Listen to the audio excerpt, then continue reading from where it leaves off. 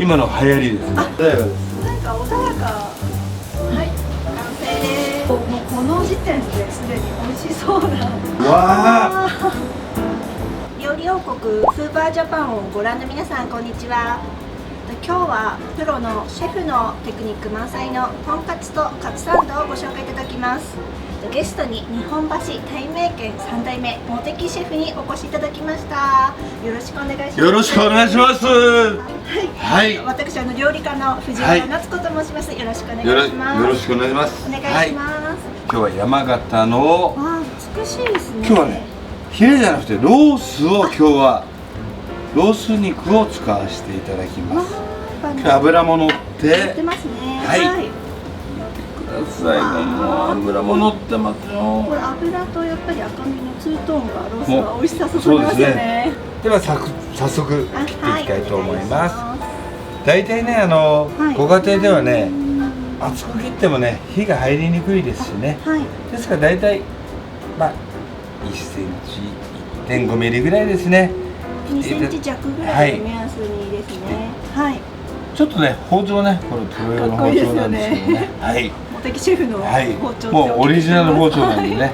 もう開店2021年4月29日。これが僕の愛用の包丁なんですけども、切っていきたいと思います。お願いします。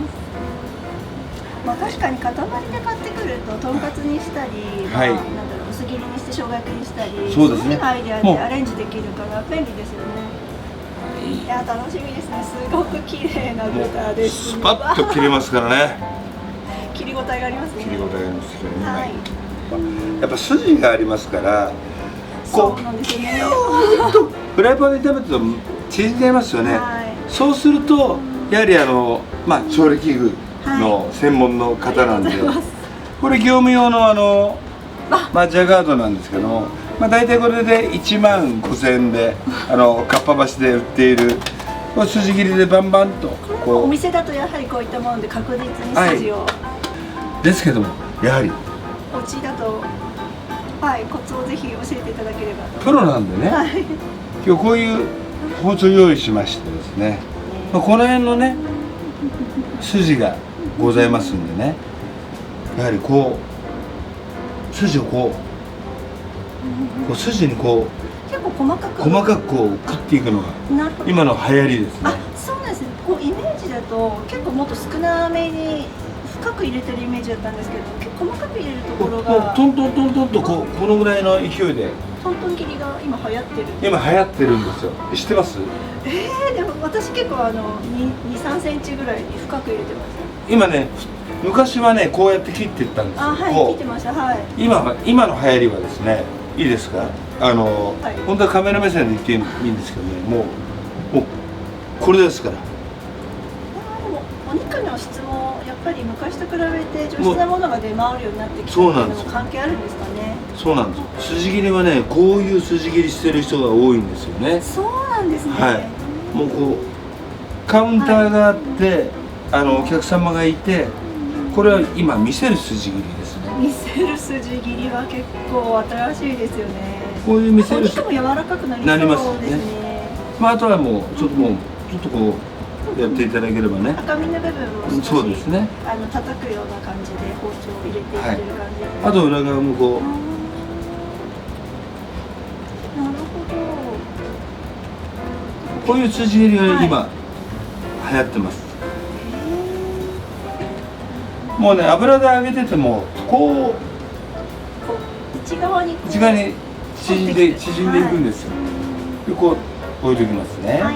もうこちらもこう結局これを使えばもう簡単にプロの味が引き出せますね。確かにとんかつはやっぱ肉の処理、特に筋の処理は筋の処理が一番大事ですね。お聞きしてたのでありがとうございます。そしてですね、まあ本当にこの辺がね一番曲がるところなんですよ。この下のあたりが。もうこうポンポンって叩けばやっぱり下味ですね。塩コショウ。やっぱりこう塩。お塩まんべんなく振るってコツって何かあるんですか？やはりこれ下味なんでね、軽くね、もうで大体1センチ以上のお肉の場合は両面ですね、両面に塩コショウしてもらえれば。で、なるほど。はい、はい。で胡椒もブラックペッパーだとピリッとしちゃうんでホワイトペッパーですね。なるほど。結構何でもブラックペッパーを使える方って多いと思うんですけど、豚肉のそういった味にトーンを揃えてホワイトの方が、ホワイトペッパーの方がね香りがいいですね。なるほど。それだけでぐっと違いそうですね。違いますね。私もちょっとやってみます。両面をこう薄い生姜焼きを作る場合はもう軽く振っていただければいいんですけど、そしてこれで置いてきまして、今度はい。つけ玉、はい。パン粉をつけていきたいと思います。はい。普段は。はいパン粉とか家でつけます？パン粉はつけますね。自分で作ることはなくって、はい市販のものを買ってきたりしてます。冷凍のパン粉が生パン粉とかいろいろありますけど、結構ドライな方が好きですね。ドライが好き？はい。生パン粉はちょっと挑戦してみたいんですけど、はい選ぶコツとかおすすめの大きさってありますか？パン粉って追求すると素材によってコロッケにつけるパン粉の大きさとこう素材にエビフライとかこう素材に直接こうとんかつもそうですけどつける素材の大きさっていうのに食感が変わってくるんです。確かに最近なんか本当に大ぶりのコロッケは大ぶりのなんか生パン粉であっただろうみたいなものがよく見かけるようになってきて、意識してみると全然違いますね。ですから今回は、はい、普段はカニクリームコロッケとか洋食屋なんで、コロッケ関係とかが多い時は細かいパン粉を使います。やっぱりパン粉が硬いと中のクリームとちょっと合わない部分が口の中に入った時にとろっとした感じ、やっぱ合わせてるんですね。もう定番のとんかつの場合は少し粗めのパン粉今回。確かにこれ拝見すると粗めでなんかこう結構こう細長いっていうか、はい、パン粉を使ってます。はい。こってりした感じではなくて粗いのが結構細い感じで残ってる形状ですね。で、今うちはですね、この卵の中にポイントとしてちょっと牛乳入れてます。わあ、これさらにポイントですね。ポイント牛乳入れてこれはちょっとクリーミーに。で、ご家庭だと2枚作るとして、卵をもう2、3個使うともったいないじゃないですか。余ったりするんですよね。ですから卵を1個2個に対して牛乳を少しちょっと入れたりとか、そうするとちょっとクリーミーなちょっと優しいお味のとんかつができるんで、やっぱり今はもうやはり手でやるとこういう時代なんでこうなるほど、そういった先のそうとんがったもの当然竹串よりこれは丈夫なんでね、こういうものが一つあればこう竹串よりこう硬いんでね、でもこういう結構厚みのあるお肉も刺さりやすい。刺さりやすいで丈夫ですからね。丈夫な方が繰り返し使っていただけるので、その技は便利ですね。そうですね。で小麦粉にこうつけました。そしたらもうここにつけます。こう牛乳。これ手でやると結構。手でやるとね、もう手にこうぐらい本当に。そうするとこうなんかもうプロの揚げてる技。そうすると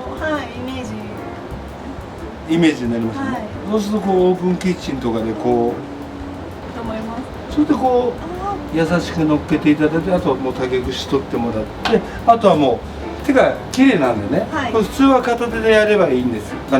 手でやる場合は片手になっちゃいますけど、もうこれ両手でこう優しくこう包んでいただいて、この時に手がドライな状態なので、ドライな状態なので、ふわふわかけやすいですね。少しこう置く場所をね、こうちょっと少しこうパン粉をこう置いてもらうとまたあくっつかなくなってくっついてしまうんでね。テクニックですね。でも優しくこうふんわりとこうもうこうつけていただいて、それでこうそしてこの上にこう乗せていただいて、で乾燥しないようにちょっとこの上にちょっとこうかぶせてバッあげて。トの上にもこの少しパン粉を敷いておくっていうのはすごく勉強になります。はい結構バットにたまにくっついて持ってかれちゃう。持ってかれちゃいますはい揚げる時にちょっと濡れてたりとか時ね。間が経つと割とこう剥がれたりして、で余分な水分出ちゃいますんでね。そうなんですよね。ここまで作業が終わればもうあとはもう油なんで油で揚げていくだけなんで、ここまで終わればもうあとはもう9割方終わったみたいなともんで、んかつのゴールが見えている。はい、もうゴールが見えていくと思います。はい。でこれで今度は油で揚げていきたいと思います。お願はいいします。では早速はい揚げていきたいと思います。はい、お願いします。いつもあ、いつも揚げる温度は何度ですか？結構170とか180ぐらい、170ぐらいですね。 170で揚げるんですか？結構中火ぐらいですかね。中火ぐらい。どうでしょう、高いですよね。いや、それはちょっと秘密ですね。これから教えます。ここに網を引いてあります。網引いてます？あ、いや、うち網引いてなくて、はい普通のなんだろう、フライパンで今フライパンで揚げてるんで。ちょっと高さがあるフライパンで、あ、そうなんですか。でも焦げません？下の方のくっつきはすごい気になっていて、はい揚げ鍋専用の鍋では揚げてないので、はい。やっぱり中に一枚今かませてる。かませます。やっぱり下側が焦げちゃうんあ、でもで。今入れてるんですね。はで、油は何使ってます？普通にサラダオイルを使ってますね。うちだと、はい。で、洋食屋って何で揚げてると思います？まあなんでしょう、ラード。ラードですよね。はい、イメージとしてはそうですけど、今日はうちもうラードで揚げてないんですよ。香りがラードじゃないですもんね。先ほどから香りがたい焼きとたい焼きごま油とあとコーン。ブレンド。はい。タイ白ごま油はよく私も使ったりするんですけど、コーンとブレンドブレンドしていろいろブレンドして研究して、ラードだとやはり重たくなっちゃうんですよ。そうです。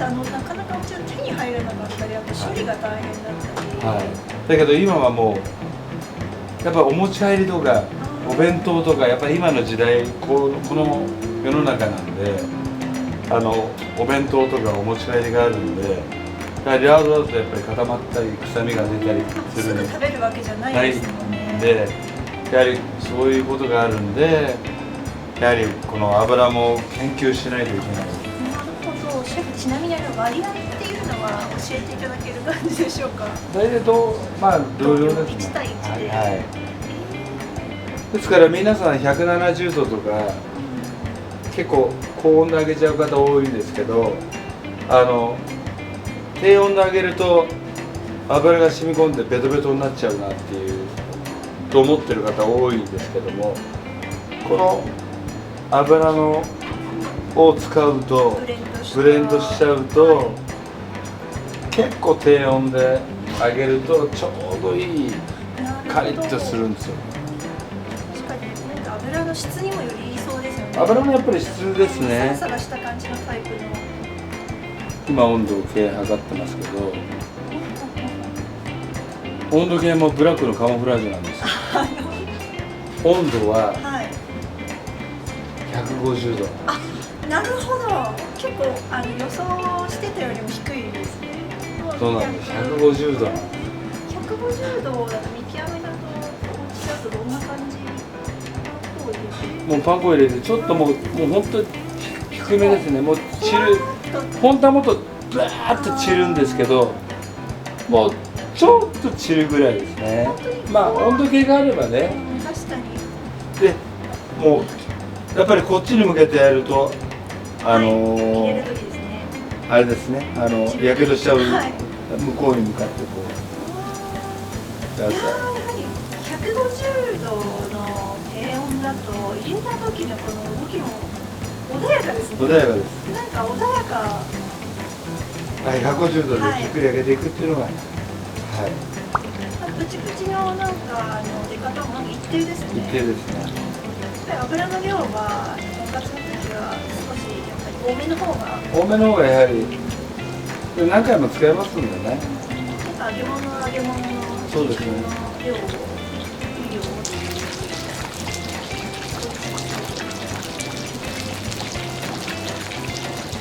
久しぶりですよ、鍋で揚げるの。あ、そうですよね。お店だと本当にフライヤーでフライヤーで揚げるんで。揚げるんで、本当にお家ででもできるように、はい鍋揚げでしていただいてて、わかるぐらい。はい。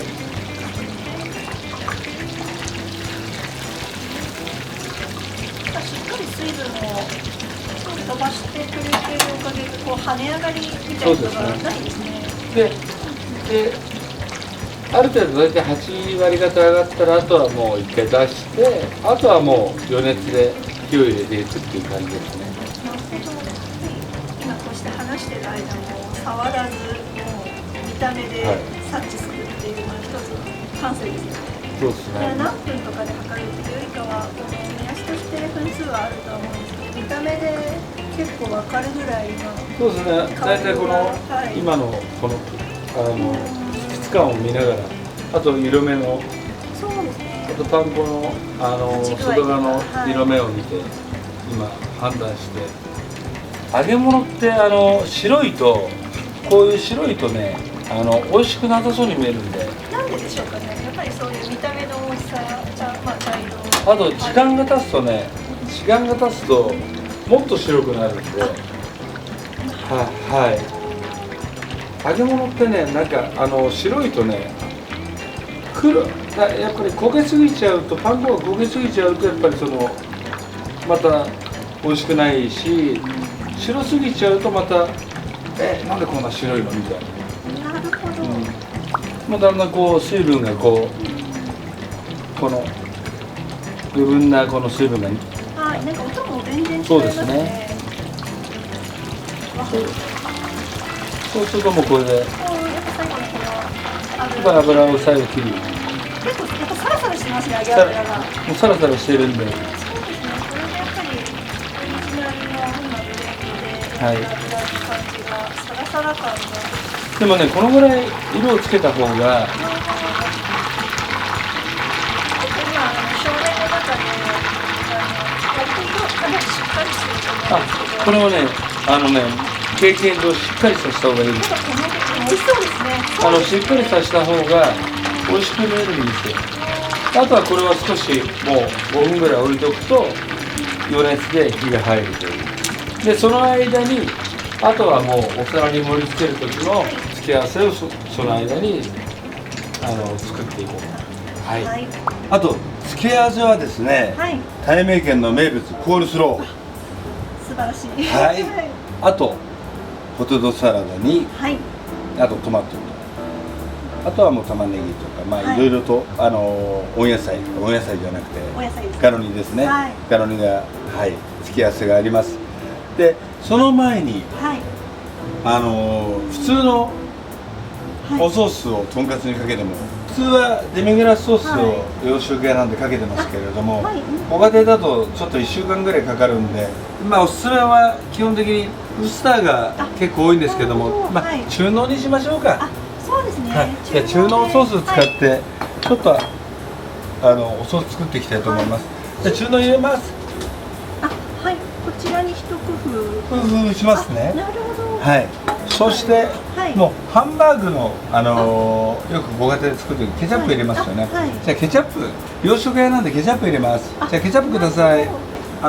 本来同量なんですけど、こう7対3ぐらいで、なるほど。とんかつ。酸味が強くなっちゃうんですよ。あ、なるほど。とんかつでウスターだともっとと強くなっちゃうんで、はい。ケチャップちょっと入れま今中濃ソースす。にケチャップを入れます。で混ぜていきます。なる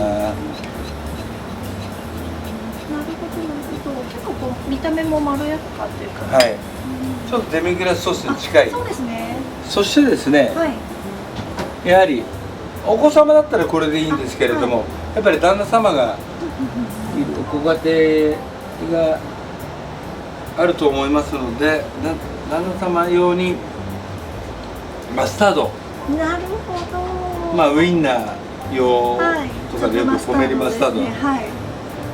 なかなかこう買っても使い切れなかった、使い切れないですね。方って多いと思うんですけど、マスタードここれちょっとう粒マスタードですね。ポメリソースにアレンジすると出番も増えていいですよね。はい、ポメリマスタードをこう入れてもらって、そうすると一気にソース感が高まりますね。はい。まあ、この生クリーム入れてもいろいろ、まあちょっとまあそれはソテーの場合はね、はい、よく入れたりしますけれども、はい、で盛り付けていきたいと思います。はい、これはうちのコールスローなんで、以前レシピを、はい。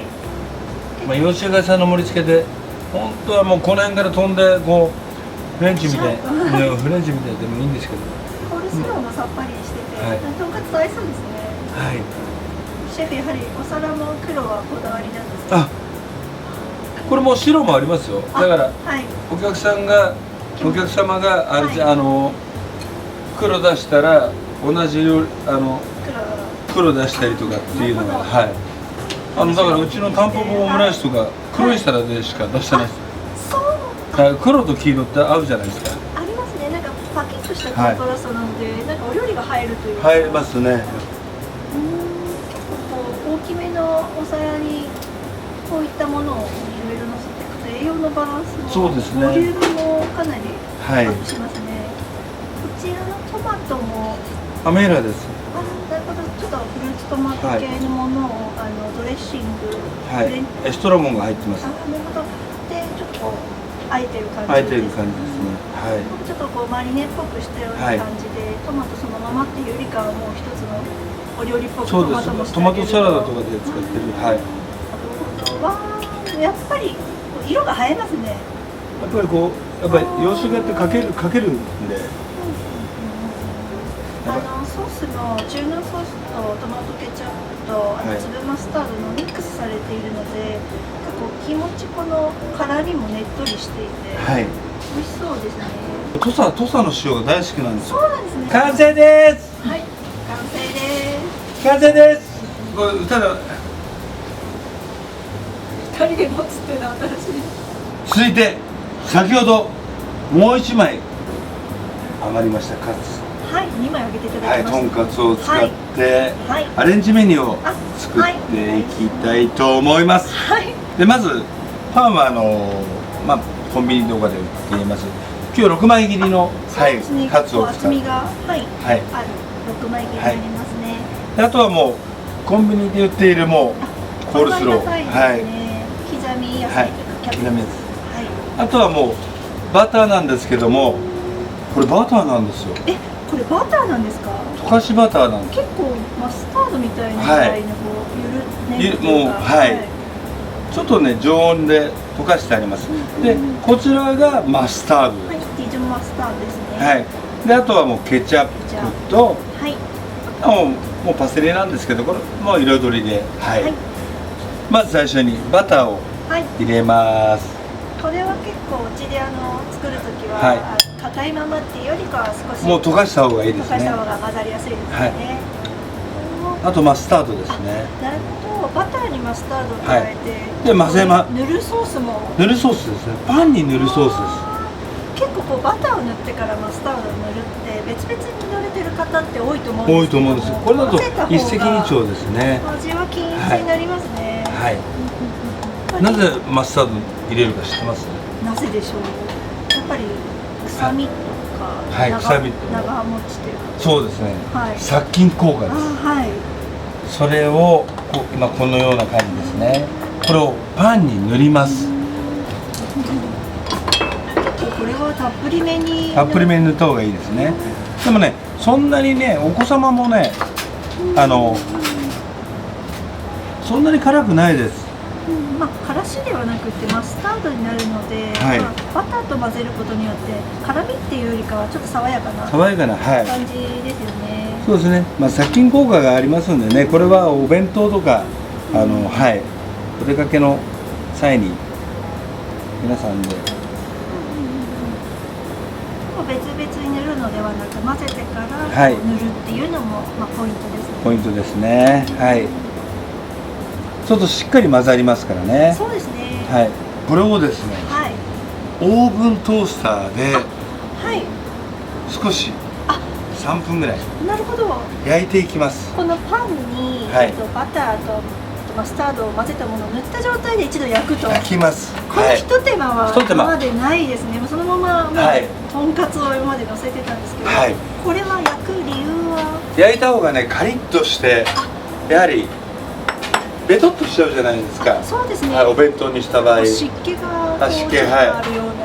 はい、ですからカリッとするために、はい、焼いた方がまたより一層美味しくなると思います。あとは今度ソースを作っていきたいと思います。はい、ケチャップと、はい、前回のとんかつははい、中濃を使いましたけど、はい、今回は長期的に持っていくんでお弁当とかで持っていくんでちょっと酸味の効いた、なるほど、はい、ウスターソースを、はい、でウスターソースを使うんですけれども、ウスターソースはね少し酸味がやっぱり効いて、そうですね、酸味がちょっと効いててこうスパイスっていう感じの、スパイシーでね、はい、美味しいんですけれども、ちょっと大人の味なんですけれども、やはりここにケチャップ、やっぱ洋食屋のそうですね定番が多いですよね。ケチャップを入れるんでね、もう同量です。1対1。この場合はもう1対1で。もうケチャップ入れるんで、そんなにね酸味感はねなくなります。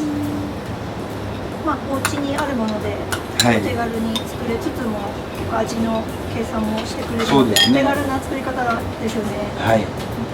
で先ほどのとんかつ、はい、綺麗に揚がってますね。はい、サクサクこれをな感じです。はいはい乗せます。はい、そうしましたらはい、これを惜しげもなくあ、かけます。かけるんですね。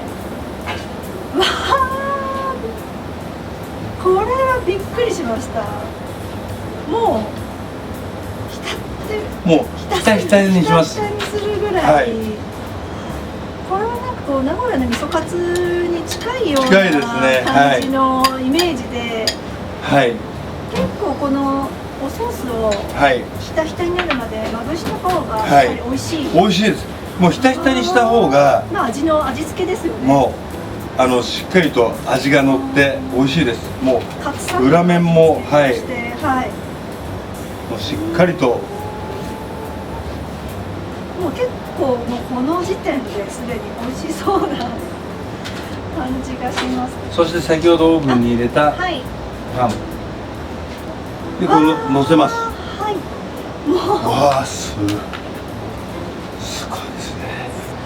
とんかつの衣は今日大きめで作ったのもあって、やっぱソースの染み込みがぐんぐんぐんぐん吸ってますよね。もう染み込んでますからね。そういった意味で大きめの、パン粉で作るとこういった染み込みの時にまた威力を発揮しますね。そうですね。はい。このぐらいですね。美味しそうですね。そしたらもうかぶせちゃいます。この6枚切りのパンでもう高さがもう高さがでもうダイナミックに、はい、もう見ている方におすすめの切りカットで。これダメですよ。今ちょうどカツがこう横に向いてますから、こう縦に切ったらもうとんかつの、はい、ちゃんと横に切ってくださいね。はい。これもちゃんと置き方ありますから、はい。確かにパンの横に対してとんかつも、はい、とんかつの横に切って、はい、でもう手の置き方がね、こういう置きます。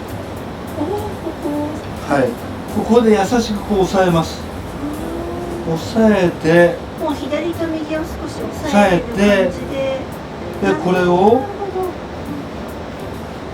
手がガイドになります。押さえていて、優しくこう。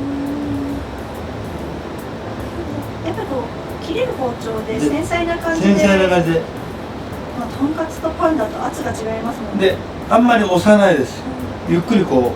指をこう押さえながら、支えながら。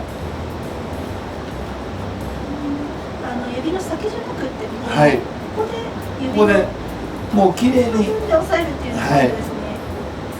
わあ、すごいです。すごいですね。うわあ、こんな感じですね。やはり迫力がありますね。じゃあこれをお皿に盛り付けたいと思います。ちょっとうちの旗を可愛らしいですね。短いですね。ちょっと短かった。短いですけど、まあ旗を立てて、結構厚みがあるサンドの時は上からまあもう竹串も少し入れて、一個刺したりなどが多いですよね。はい。そしてやはり衣の今日の大きめのパン粉の衣にソースが染み込んでてすごく美味しそうなもう断面ですね。で、すごく柔らかそうなとんかつのはい。わあ、結構ボリュームがはい。できました。どうでしょう。アレンジメニューの完成です。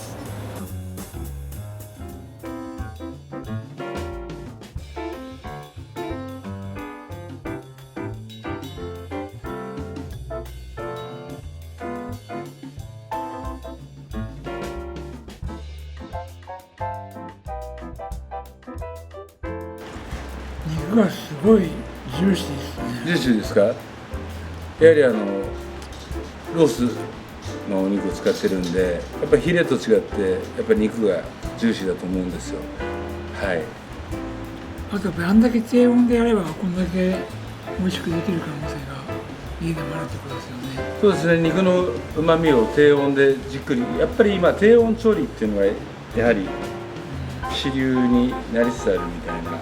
あまり高温でポンと火をもう高温でやると肉が一気に硬くなってしまうんで、低温でじっくり火を入れていくっていうのが、揚げたてって本当においしいっていうのが分かっていただければ、また皆さんもやっていただけるかなと思って、はい。いや本当に美味しいのを紹介してありがとうございました。ありがとうございました。はい。